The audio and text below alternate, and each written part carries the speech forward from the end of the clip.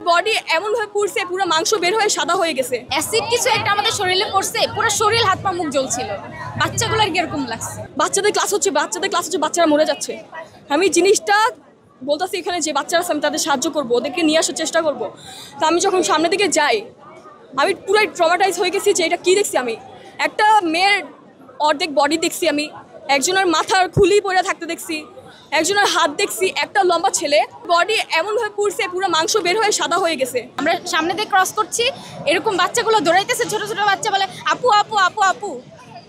আমরা হেল্পলেস। জানোয়ার নামে কাউকে পাবলিক ভিডিও করতেছে, এইসব দেখে ওদের কোনো হার্টলেস বিবেকহীন মানুষ কিভাবে ভিডিও করতে পারে? একটা বাচ্চা হেরে যাচ্ছে, ওদের মধ্যে মানবিকতার মধ্যে বিশ্বাস করেন এত ক্যামেরা, আমি নিজে দুইজনের মোবাইল ঢেল মারছি মাটিতে, যে এখানে ভিডিও করতে আসছেন আপনাদের জন্য আমরা অ্যাম্বুলেন্স ঢুকাইতে পারতেছি না।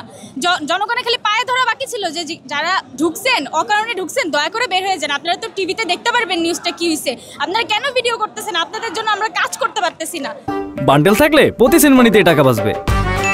বিকাশ সেনমানি বান্ডেল কিনে জিতুন প্রতি লেনদেনে। এমন একটা প্লেস ছিল যে বাচ্চারা নিজেরা বের হতে পারবে না। ওটা একটা দরজা ছিল, ছোট একটা দরজা, যেখান থেকে আর কি একজন দুইজন বা তিনজনের বেশি বের হওয়া যায় না। তো উপরে দিকে কিছু বাচ্চা ছিল যারা একদম গ্রিল এমন ধমধমায় আগুন চলতেছিল। ওই মুহূর্তে যখন আমরা ছিলাম আমাদের মনে হচ্ছিল কি একটা অ্যাসিড কিছু একটা আমাদের শরীরে পড়ছে, পুরো শরীর হাত পা মুখ জ্বলছিল।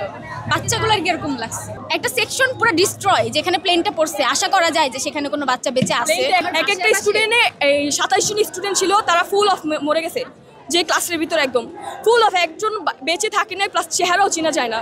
শিক্ষক মারা গেছে, ওইখানে অনেক শিক্ষক মারা গেছে, অনেক খালা, অনেক আয়ারা। একটা টিচার ছিল যে কিনা হচ্ছে ওইখানে বাচ্চাদের কোঅর্ডিনেটর ছিল, সে মানে তার প্রতি একদম পুরাই রেসপেক্ট, কজ সে হচ্ছে 12 জন বাচ্চাদের দিয়ে নিচে মরা অবস্থা, পোড়া অবস্থা, সেই অবস্থায় 12 জন বাচ্চাকে সেফটি করে সে নিজে মরে গেছে। কার্যক্রম চালানো হয় আমাদের ক্যাম্পাসে, রাতে ঠিক 2টা বাজে পুলিশ আমাদের ওইখানে কিছু কিছু বাচ্চার হাড্ডি মাংস ছিল, ওগুলো নিয়ে সেগুলো নাকি সরিয়ে ফেলছিল। এটা আমাদের হোস্টেলে কিছু স্টুডেন্ট ভিডিও করে আমাদেরকে সোশ্যাল মিডিয়াতে দেখায় যে এরকম পুলিশরা রাতের বেলায় এরকম হাড্ডি মাংস নিয়ে যে সব কিছু পলায় ফেলছে। কিছু কিছু বাচ্চা আছে, কিছু কিছু মা বাবা আছে, তাদের ছেলে মেয়ের এখনও কোনো খোঁজ খবর পায়নি, তারা নিখোঁজ। একটা স্টুডেন্ট নিখোঁজ হয়ে গেল, একটা ক্যাম্পাস থেকে নিখোঁজ হয়ে গেল, অবশ্যই সে মারা গেছে বা তার কিছু একটা হয়েছে।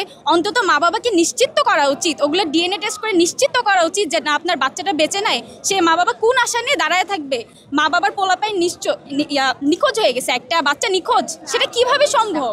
কেন লুকানো হচ্ছে যে কয়জন মারা গেছে? কি লাভ আমাকে বলেন, কি লাভ? সরকারের কাছে আমার প্রশ্ন, এই যে ঢেকে দেওয়া হচ্ছে যে কয়জন মারা গেছে, লাভটা কি? আপনারা কল্পনা করতে পারেন একটা বাচ্চার যদি এইভাবে তার ফেসের অর্ধেক অংশ যদি মাটিতে পড়ে থাকে, সে কি বেঁচে থাকে? তার দেহ কই? সেটাই তো নাই। ওইটা যখন লাগছে, বাচ্চাদের দেহ, ফিঙ্গার বলেন, ফেস বলেন, বডি বলেন, লেগস বলেন, সব কিছু ছিটে